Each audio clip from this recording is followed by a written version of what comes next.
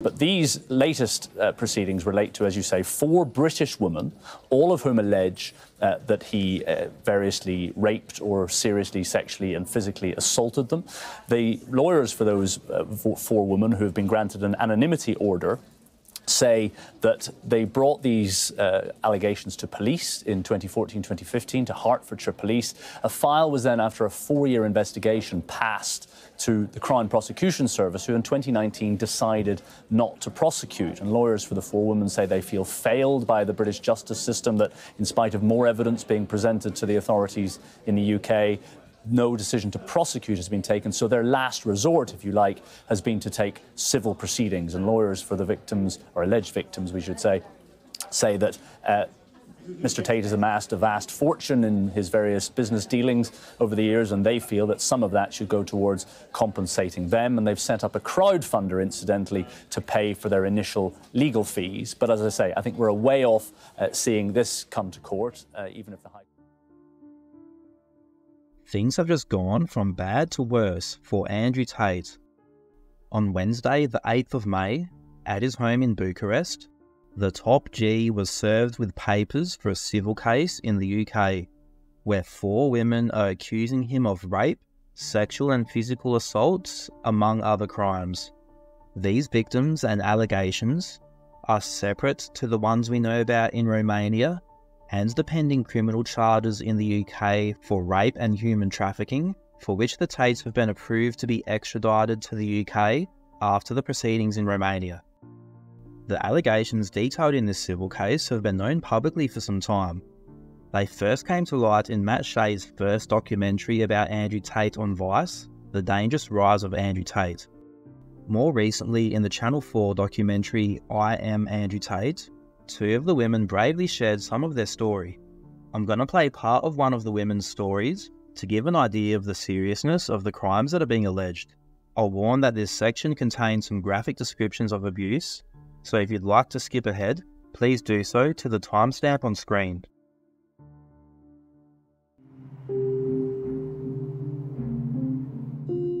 I met him in Luton. I was just out with a friend. I got chatting to Andrew. Just talked about how his dad was really intelligent and I was like a chess champion and how intelligent he thought he was. Just seemed like a normal, arrogant young guy, I guess. He was charming and I was young. We get a taxi back to his, and that was the first time we slept together. I stayed over the night and then he called me a taxi in the morning. And then I saw him again a few months later. He was working as a doorman in a nightclub. He just said after his shift, he would come over to mine and then we could see each other again. He came over and that was when the incident happened. We were having sex. And he put his hands around my throat and started strangling me. Kind of like crushing my windpipe until I lost consciousness. And then when I came back round again, it was just really, like, just confusion. He was still having sex with me. Don't know how long I was kind of like knocked out for, but yeah, I completely lost consciousness, which I assume he knew because I probably would have been like limp and stuff. I just forgot even where I was and like who he was and what was going on. I just laid there completely still because I was quite scared that he was going to do it again, and yeah, maybe I wouldn't wake up the second time he did it. There's this like manic look in his eyes, like dark and angry. He said that he was going to kill me. Told me that he owned me and he'd like pin me up against the wall. And then he left and that was the last time I saw him.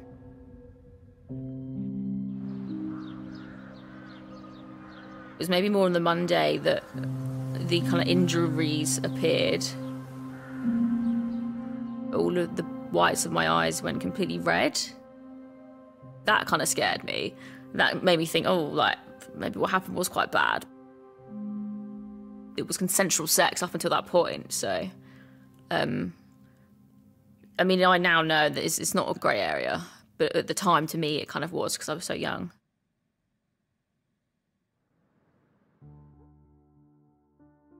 These are reoccurring themes that we hear from the alleged victims of both Andrew and Tristan Tate: choking to the point of unconsciousness and causing injuries, as well as beating them into unconsciousness during sex. The allegations from these 4 women in the UK civil case date back a decade. 3 of the 4 women did report the alleged assaults to the police shortly after they happened in 2014 and 2015. It's important to understand the extent of the evidence that was brought to the police at the time. Firstly, there are eyewitnesses to some of these alleged assaults. To be very clear, this is not a he said, she said situation. There was also evidence brought to the police of Andrew acknowledging these alleged assaults, including this now infamous voice note. Am I a bad person? Because the more you didn't like it, the more I enjoyed it. I fucking loved how much you hated it. Turned me on. Why am I like that? Why? I am one of the most dangerous men on this planet. Sometimes you forget exactly how lucky you were to get fucked by me. Would you rather me pin you down and make you do things you didn't like, or would you rather fuck? You didn't like that I was thinking I can do whatever I want to. That's what it is. I'm the smartest person on this fucking planet. Are you seriously so offended I strangled you a little bit? You didn't fucking pass out. Chill the fuck out. Jesus Christ, I thought you were cool. What's wrong with you? These voice notes have been written off by Andrew Tate fans as AI and fabricated by Vice News. There's a few reasons why this is absurd. Firstly, these voice notes are from a decade ago and were brought to the police as evidence at the time. The type of AI technology that is being alleged here did not exist in 2014 or 2015. The second reason why the idea of these voice notes being fabricated is ridiculous is that Andrew Tate is an incredibly litigious person. He is suing his US-based alleged victim in what appears to be a ridiculous, frivolous lawsuit designed to intimidate her from testifying. Tate also has a history of sending legal threats and cease and desists to anyone that makes fun of him, like he did with Ethan Klein of the H3 podcast. I just got a cease and desist from Andrew Tate, which is so wonderful and ironic, isn't it? Because he's been crying about free speech being violated by being removed from social media. And lots of prominent people defending him. He even went on Fox News talking about how it's just not fair. His free speech is dead. What about my free speech, Andrew? And also, how beta is it to start crying to my attorney that please stop talking about me? Oh, yeah, Andrew, how about you cease and desist these nuts, okay? And we're supposed to believe that Andrew Tate wouldn't bring any legal action to Vice News for supposedly presenting fabricated AI voice notes that show him admitting to serious assaults. Sorry Tate fans, these voice notes are real and will be shown in court. One of the victims also brought to the police WhatsApp messages from Andrew saying that he loved raping her. Again, these were verified and presented by Vice News, and now 2 years since the story broke, there has been no legal action from Andrew Tate. After these women went to the Hertfordshire police, the investigation was an absolute mess and just dragged on. The actual reason why I eventually totally left England, I don't know if I've told this story before, it's because some bitch called the police on me. Have I ever told this story? It wasn't until I went to the police that the emotions started coming back up again, and just did like a written statement. And then they asked me to come in again for a actual video statement. And that was really tough. My friend who was living with Andrew as well, who we were webcamming together, she went to the police. She was classed as being in a relationship with him. So they classed it as like domestic abuse. The police had said to her, kind of, what do you expect if you were webcamming for him?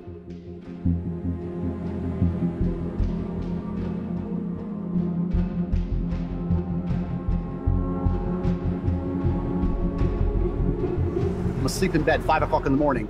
My door gets kicked in, and the police raid my apartment and arrest me for assault. Like, who are you? And they're like, you're under arrest for a suspicion of assault of this dumb hoe. And I'm like, wait, this is dumb hoe?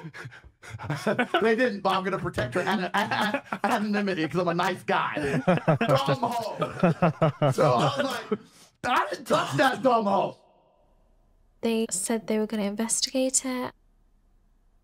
I remember them saying that they had arrested him for questioning, but didn't really hear from the police much after that. Didn't really hear anything until a couple years afterwards when he went into Big Brother. After these women reported these alleged assaults to the police in 2014 and 2015, this shambolic investigation by the Hertfordshire Police took until 2019. That was when they finally handed the file to the CPS to decide if charges would be laid. By this time in 2019, the Tate brothers had fled to Romania. After 5 years of a whole lot of nothing happening, the Crown Prosecution Service decided not to prosecute. Thankfully, the three women were put in touch with the law firm McHugh, Jury and Partners to help them achieve some semblance of justice against Tate with a civil case, with the goal of urging the CPS to reopen the criminal investigation, even if it takes a government inquiry. For years now, these women have been having to put up with hearing Andrew Tate fans, and even Andrew himself, declare that they do not exist. And again, once again, if any female on the planet has a problem with me, I strongly recommend her to go to the police and try and pursue me for criminal charges. I'm actually such a nice person that I've never had anyone come at me. The BBC has spoken to somebody since your arrest who says exactly those things, that with you it's all manipulation, there's an ulterior motive to everything you do. Is this Sophie? Oh, it's Sophie, the fake name, no face. This Sophie, which the BBC has invented, which there's no face of, nobody knows who she is. The BBC did not invent her. Of course not. And because you never invent anything. And she's not filed criminal charges against me. What are we talking about here? What is she saying? We're talking about emotional manipulation into the sex industry for your financial gain. Absolute garbage. I'm describing women who are going to court to accuse you of rape and human trafficking. Hasn't gone to court. Sophie doesn't exist. I'm describing women who have spoken to the BBC at length. Sophie doesn't exist. And other media organisations about what... The lawyer for the four women in this civil case, Matthew Jury, did an interview with True Geordie and had a message for the Andrew Tate fans who say that his clients don't exist. Then pause for thought. Yeah, it's unfortunate how dumb people can be in believing this Matrix narrative. I mean, but you look at Alex Jones talking about Sandy Hook, the Sandy Hook massacre, right? Mm-hmm.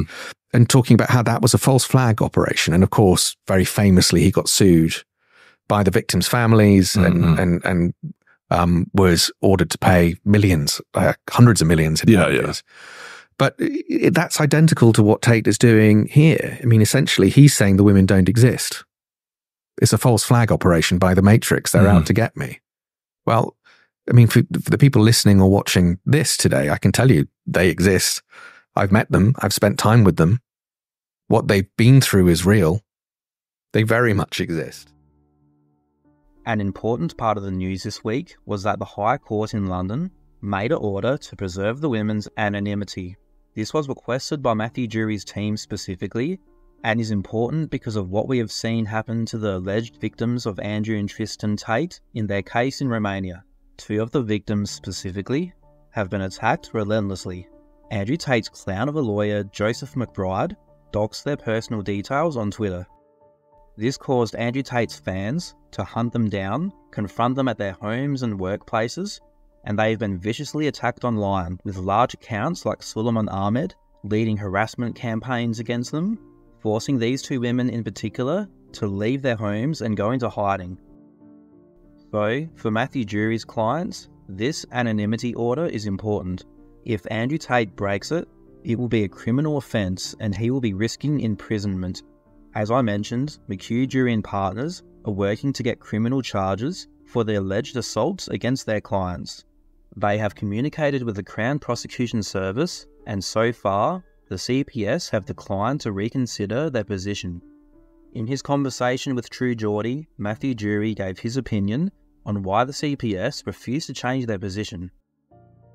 think. So in regards to your client specifically, because obviously you're not working directly with the other cases that we're talking about, and we're still learning about the English case that's come out now, what's the next steps for them? Well, the next steps for them is that, of course, they're still pursuing their civil case, as is their right to do. But also, we're instructed to represent them in, let's just put it this way, encouraging the UK authorities to revisit their investigation, or make a different decision as to whether to prosecute Tate for the complaints that were made by our clients back in 2014. So that could restart potentially in future? Potentially. I have deep concerns, which I've already expressed, that the investigation may not have been an effective one, and that the decision by the CPS in 2019 not to prosecute was a wrong one.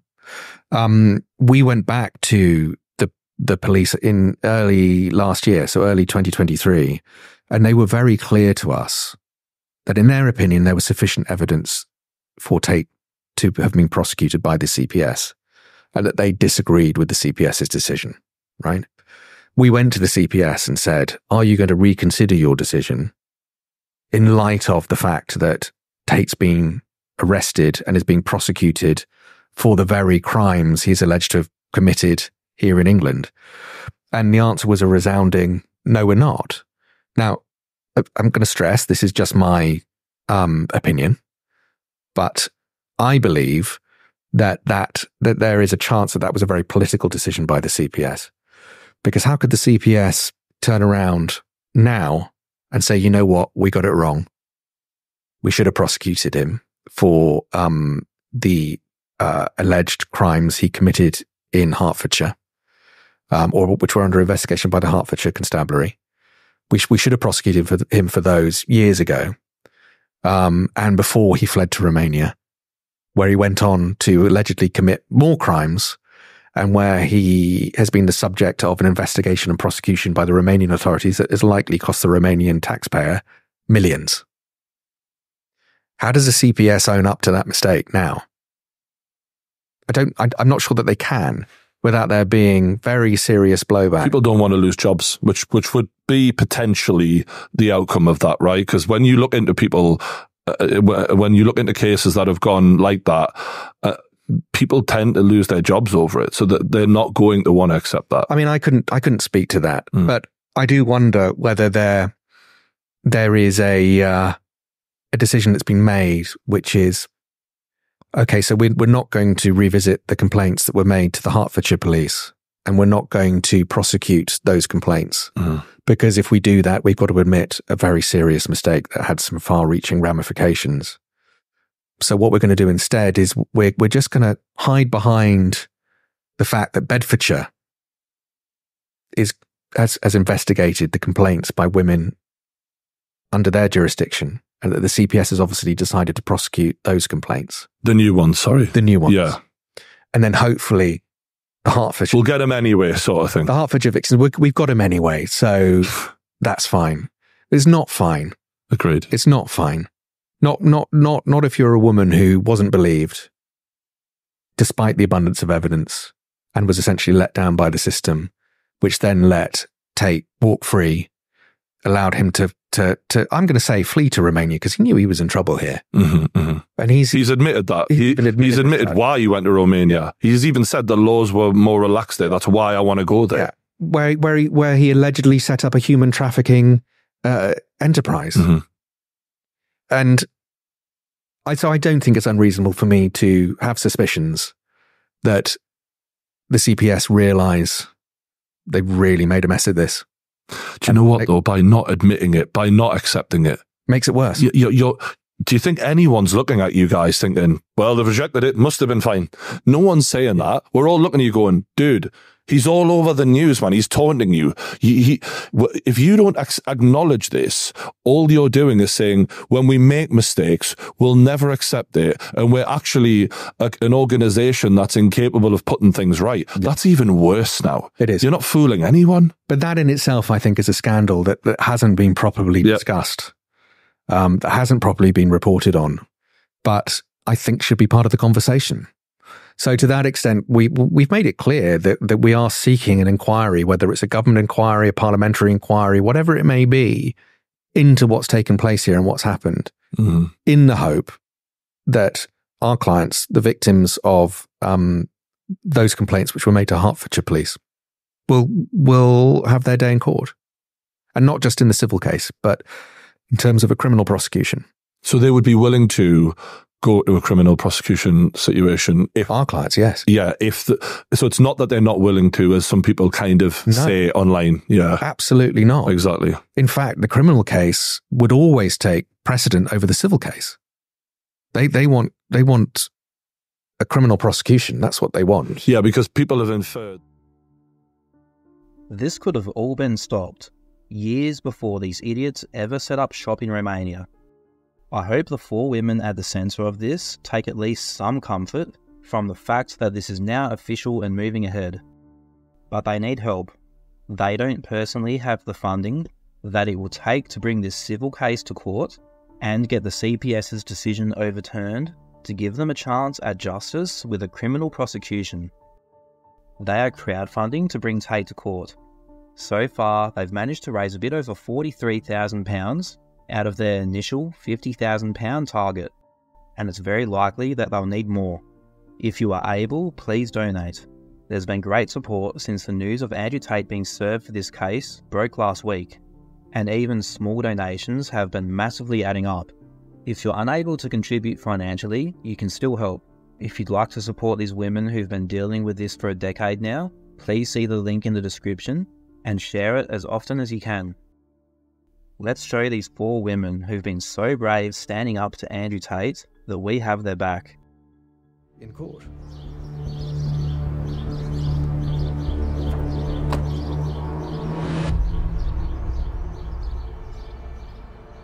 One of the main reasons I wanted to come forward is just to get justice and expose him for who he is. I don't think any of us would put ourselves through what we've been through for money. I don't need money. Like, it's not what I'm chasing. I just think justice needs to be served. It is crazy that it has taken, I don't know how many victims now for something to finally happen. I just wanted to express myself, just have the truth known. You did anything wrong?